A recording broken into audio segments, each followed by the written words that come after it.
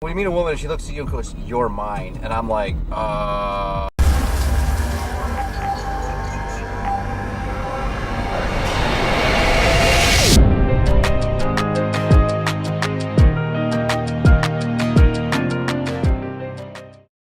Hey everyone, Chris here from Realridesharestories. On this channel, we do a lot of different things within the rideshare industry, whether it be tips and tricks for both passengers and drivers, as well as what happens outside the vehicle and bad driving compilations, but also mostly what happens inside the vehicle on actual rideshare rides. So if you're new here, make sure you hit the subscribe button and ring the bell for notifications.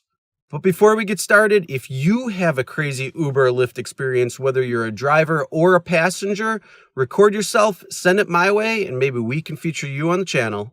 All right, so I got a pretty funny story, crazy conversation I'm sure many people have had, but it's always funny to hear. One of the other job titles that a Uber or Lyft driver also has is local bartender or local therapist. Anytime anybody's got some problems or anything going on and they're venting out, you're going to hear about it, especially in a closed, confined space. It's happened many times to me before, many times probably going into the future. But this one was pretty funny because it was about a couple of girls, one that he was dating and a friend. So it's pretty funny what was going on. Here we go. Check it out, and I'll see you after. How's the night going? "What's that? Oh, the night? Oh, she's mad 'cause I want attention. And you're denying me," and I'm like, "I'm shopping." I guess being nagged for something, of all things to be nagged for, I'm not like it's not the worst thing ever. But whatever. As long as I don't take it too far. Of course, that's a thing. Like that's the one thing with this particular woman. Gotta keep an eye on her. When you meet a woman and she looks at you and goes, "You're mine," and I'm like, Are you sure she's vegan? Because she sounds like she's a attack. Yeah, She right. sounds like she's It's like, "You sure you don't like meat?" Because I couldn't tell. Like maybe that's why she's pouncing. yeah, right. She's like, "I gotta get some kind of intake." I try to keep those jokes down to a minimum because, like, she's actually really nice. She's really, real sweetheart. Just started hanging out though, so it's like, let's just see where things end up. I guess. I don't want to. Gotcha. I want to play the restrictive game where, like, the girls are like, "You won't commit," but at the same time, I'm not. She's kind of looking for somebody to jump in all the way. And I'm like, yeah, you're not moving into my house next week, so just. Oh, someone would want it so quick. Oh yeah, Unfortunately for her, I'm a little patient. I'm a patient individual because I didn't think she was gonna show up like half in the bag when we first met, and but it was like she maintained. It's not like she's a slob or anything. You know what I mean? That's good. But it definitely made her. Your inhibitions are way lower, so she definitely was like, "Yo, this is what." She was like, very like, "This is how I want it." And I was kind of like, "Whoa," I'm like, I appreciate you being upfront. I mean, like, your candor. On the other hand, though, like your tact, leaves a little bit deeper desired, I guess. She has a tendency to do that. Gotcha. She'll say some things, and you're just kind of like, yo, you do realize that was not. Like, I'm one of those people that'll be like, when I was younger, I was like, you just blurt. You think you're saying something like witty, but in reality, it just comes out like all up, and you're like, that's not how it sounded in my head, right? Yeah. Like, as being one of those people that had done that kind of thing when I was younger, like, I can sympathize when they say something stupid. So you don't like. I know it's not what they meant. Like, I know not to get all like upset about it, but enough to be like, I'm gonna question that aloud so they know.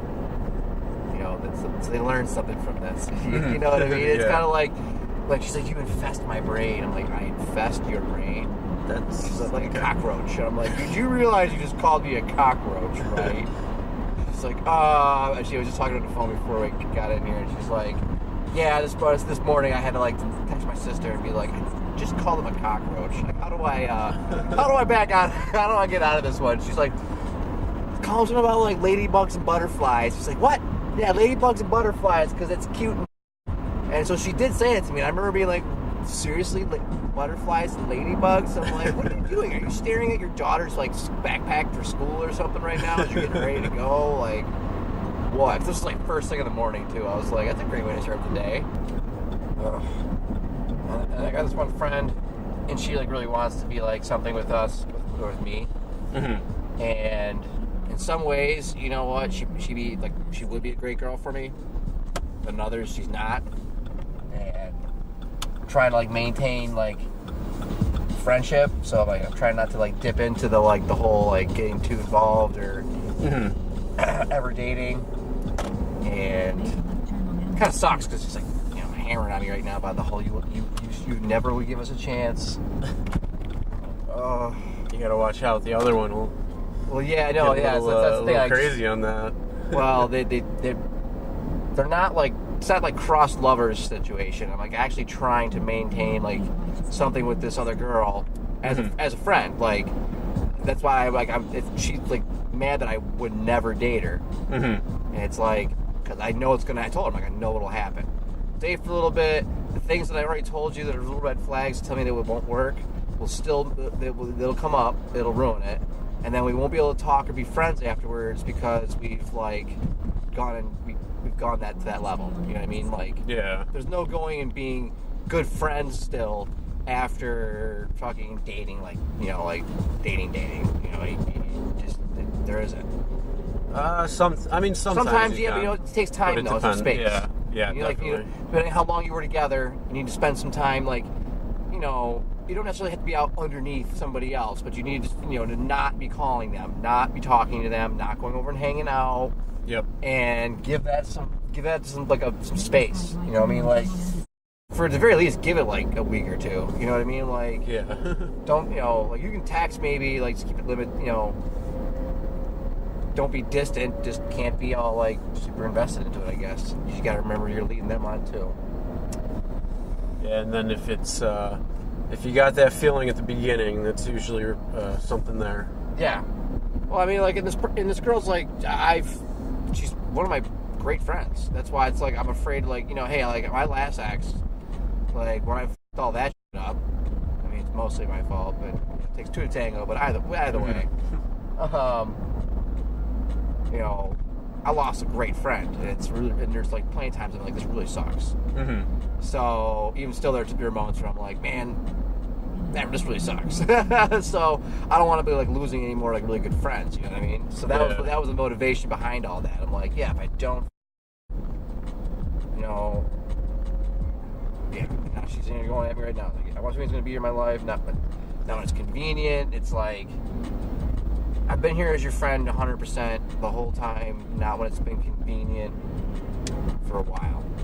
Mm-hmm. Like, I don't understand that part. It's like, I get it though. She's mad. She's hurt. She's like, I want you to give it a try. Yeah.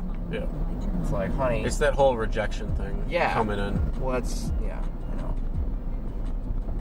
And this is like the same thing. It's like, and it's like, you know, hey, you gotta break somebody's heart or, you know, tell them they don't want to hear. It's like, yep, here we are. You know, like, but it's easier because like otherwise, I know it's gonna happen. She's just gonna drag things out. And then what? And then you're gonna meet some girl that's like a ton of fun, just wants to hang out for a couple weeks and have some fun. Mm-hmm. It's like hot. I mean, like smoking. You're like, what are you gonna do? You're gonna cheat on the girl you're supposed to be hanging out with? Be a douche? Mm-hmm. You know, it's like, you know, everyone's like, oh, I know what men think and feel like, and it's like, well, yeah, I think in some of these situations, I think I would know what I'd be thinking and feeling too. So let's not put ourselves in that situation, huh? Yeah. I mean, if everything was hunky-dory perfect, I wouldn't have that urge. If things aren't going to be hunky-dory perfect, then I won't, you know, there you go. Yep. The cheating story, that's the one that always sticks. Whenever anybody says, my ex cheated on me, that's like, you know, then you got to pay for all their mistakes. Yeah, exactly. Well, you pay for the mistakes, plus, like, you know, your reputation in a sense. Like, you're always the villain in every story from then on. I mean, you always will be, but like when you get labeled a cheater, when you guys break up, like you're always a villain in all your ex's stories, right?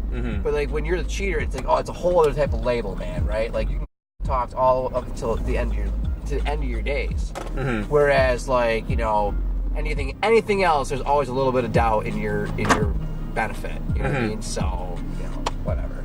But anyway, dude, great talking to you. All right, you too. Have a good night. All right, so that was a pretty funny video. Like I say, when you are a Uber or Lyft driver, you are also a person who is like the local bartender, who is like the local therapist, who hears people's problems. So that was a little insight into that guy's issues with a couple of girls. Definitely hope you got a good kick out of that, a good laugh, and also maybe even realize the situation, whether you're that guy who had that situation or a girl who was in that situation or vice versa.